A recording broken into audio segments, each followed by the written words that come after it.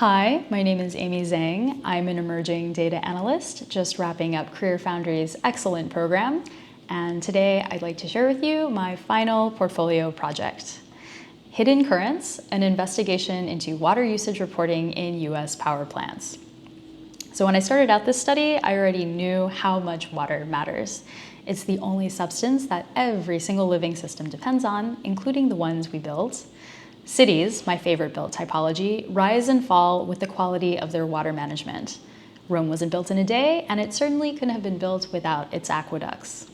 We use energy to treat, heat, and move water, and we also use water to produce energy, hence the water-energy nexus, the water-G nexus.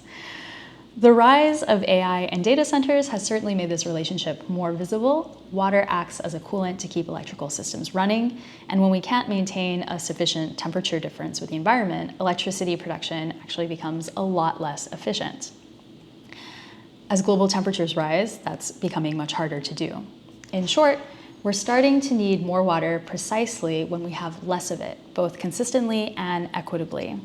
So yes, I already knew that water mattered. What I didn't know, or rather didn't fully expect, was how hard it would be to properly scope this project. By my third failed dataset merge and 70-column reverse engineer, I started feeling like Medusa's hairdresser. Every attempt to trim the frame turned into another stone-cold dead end. Eventually, I narrowed my focus to the Energy Information Administration's thermoelectric cooling data, 9 years worth from 2015 to 2023. And my refined goal became this: what patterns in data quality could inform lightweight, real-time anomaly detection models to support better water usage reporting? Here are a few of the things that I found. Insight number 1, missingness is structural. Missing data is not random. It clusters around key attributes like plant size, fuel type, and cooling technology. So in this heat map, I ranked power plants defined by plant type and fuel source across 4 different dimensions. 1, the total number of plants, 2, the total number of missing rows, and 3, average missing per category, and 4, average missing per plant. So the rate of missingness for the average individual plant in that category. Unsurprisingly, large thermal combustion plants, your classic coal and fossil fuel setups, top the charts in raw missingness, but this is partly because they're the most common historically. Once you normalize, medium thermal combustion plants start to look more suspicious on a per plant basis. That might reflect greater variability in how they're configured, or maybe they just fly a little further under the audit radar than their larger, more centralized counterparts. And then there's a twist. Non-steam and large non-combustion plants, which are likely nuclear, they show lower but still notable levels of missingness. What's more surprising is how often fossil fuels show up in their reported fuel types. That speaks to the complexity of mixed generation plants, where solar, nuclear, and fossil fuel systems might all coexist. And when that happens, cooling system reporting gets messy very fast, a little bit like hair that gets stuck in the hinge of glasses. So, thank you. Insight 2, missingness is not the only issue. There are anomalies beyond absence. So some early statistical summaries revealed something even stranger than missingness. Certain plants were reporting negative water values. At the time, I barely knew a cooling tower from a transformer, but even I knew that negative water values were physically impossible. They suggest that water was somehow produced during energy generation. For most of the plants, these errors disappeared once I aggregated from monthly to yearly data, but for 4 plants, the negatives persisted. Zooming in on these outlier plants revealed even more anomaly types beyond absence. So first, there were implausible 1-to-1 ratios. These are plants where the water withdrawal volume and consumption volume were reported as exactly the same month after month. This results in these line graphs that mirror each other too perfectly. It's either an improbable coincidence or a reporting shortcut. It suggests that all the water taken in was lost, or worse and weirder, given the negative water metrics, that water somehow multiplied itself. I guess that would actually be kind of wonderful. But you see how quickly this breaks down. There's also phantom reporting, sparse, disconnected clusters of entries from plants marked as inactive, but still submitting data. These ghost plants distort missingness statistics and trend analyses. And then you have extreme spikes, or negative and positive in the data set. But this one here is negative, a single massive negative outlier, which is totally out of scale with its surrounding data. Establishing meaningful outlier thresholds will certainly require further analysis by plant type and cooling tech. As we saw in insight number 1, missingness clusters by certain attributes. And it's likely that standard water use behaviors are even more sensitive to these different subsets or subcategorizations of plants. Together, these red flags became the foundation for an incremental suspicion score, a metric assigned to each plant month record through the addition or subtraction of points based on the presence of the anomaly conditions. Insight 3, suspicion score profiling. So if Insight 2 showed us that anomalies go beyond simple absence, Insight 3 asks, how do we start predicting where those anomalies are likely to show up? So with the suspicion score calculated, I can now look at how they were distributed across plants by these various features like type, fuel source, cooling system, and configuration.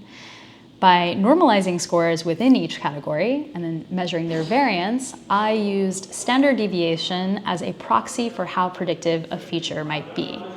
My thinking was that higher standard deviation or higher volatility could also mean the data itself was more sensitive based on fluctuations in that particular feature. That feature, in other words, might be helping us surface risk.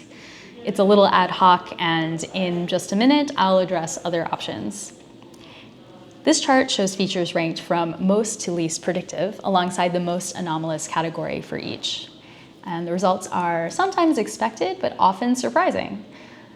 So plant type came out on top, but the most anomalous group was large non-combustion plants, likely nuclear, or usually referring to nuclear plants. That's surprising given their relatively mild missingness in Insight 1, certainly compared to the large thermal combustion plants, the fossil fuel plants. My current hypothesis is that it's the combustion-based secondary generators that are flying under the radar of these top-line classifications. We got a glimpse of this in Insight 1, so I'm talking about those unexpected fuel pairings like large non-combustion with natural gas or non-steam, which one usually uses to refer to renewables, but paired with coal. These odd combinations hint at the multi-generator setups behind the scenes, and that's essentially my best guess for where these suspicious patterns are surfacing. Next, you have prime mover and fuel type. And their top value is for solar-related categories, which is a bit odd since solar typically uses very little water. That could suggest classification drift or reporting inconsistencies, certainly worth investigating as we expand renewable infrastructure. Cooling design flagged dry and hybrid systems as highly volatile. These are technologies often used in water-scarce regions, and so it makes it especially critical to understand where the accounting might be breaking down. And lastly, configuration types like MC1G, 1B, meaning multiple cooler linked to one generator, linked to one boiler, and that's the setup for the cooling system. Also generation technology like combined cycle single shaft, and combined heat and power, these all showed high risk. All these tend to be more decentralized or custom engineered setups, and so this might open the door to edge case behavior and greater reporting inconsistency. Together, these patterns start to reveal which features could help predict future data issues and inform better quality controls or early warning anomaly detection tools.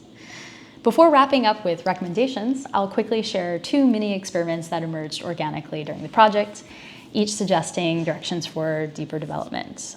The first is sector forecasting. I initially attempted to forecast water usage by sector with a special interest in detecting the growing footprint of data centers. But that proved quite tricky. Without NAICS codes, data centers are very hard to isolate in the records. While some sectors, such as utilities, show clear seasonality in their withdrawal patterns, others display extreme volatility. For long-term sector-level water assessments, the U.S. Geological Survey actually turns out to be the more authoritative source compared to EIA data. The second experiment, K-means clustering for outlier behavior. Here, I stepped away from my beloved interpretable suspicion score and entered the black box, applying K-means to 2023 plant data. Clustering by net generation, megawatt hours, and water withdrawal, measured in million gallons. The results were promising for exploratory analysis.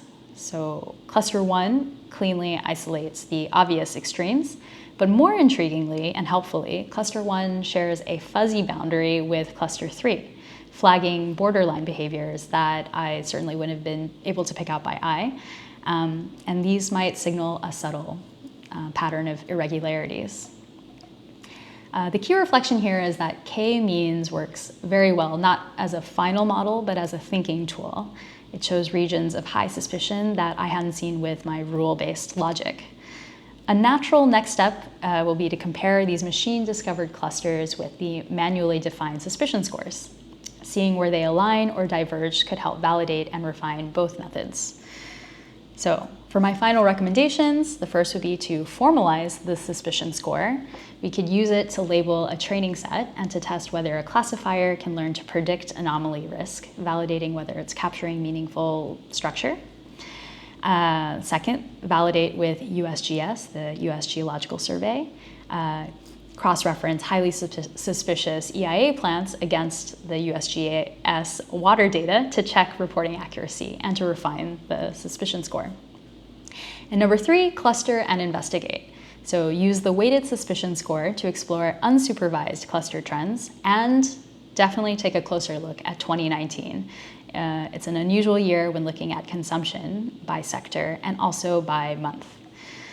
And that's a wrap on hidden currents. Behind the scenes at the sites powering our lives, I found signs of both innovation and inertia. Along the way, I gained new techniques, just a few new domain-specific terms, and a clearer view of the challenges ahead. From broadening our perspective on water stewardship, even beyond my focus here on optimizing power plant water usage, to breaking down information silos, I am more than ready to dive in.